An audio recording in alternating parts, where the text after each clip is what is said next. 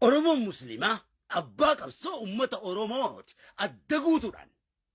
Abbaan keenya Aadam Haaruun ni dogoggoranii. Dogoggora isaanii arrabsuudhaan sirreessinaa noo dogoggoraan hin sirraa'u waan ta'eef. Kanummaan qabsoo Oromoo tanaa hundeesse. Leenca Muslimaa Oromticha gartee jaarraa abbaa gadaati. Elemoo qilxuuti. Waaqoo guutuuti. Nadhii gammadaati. Isaanuu Abaabakri Faadhiisaa Sayyidinaa Umar Faadhiisaa nuun hin jenne. Abbootiin teenyaan baana jaarraa abbaa gadaa faan hundeessitoonni qabsoodha.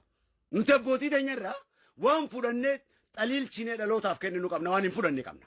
Waan nu jaaru qofa waan egeree teenya sirreessu qofa. Waan addunyaa walitti nu hidhu malee waan addunyaadhaan nu diigu waan sabaa sablammiidhaan nu diigu waan walii keenyaa walitti diigu tokkollee isinirraan fudhannu jechuudha.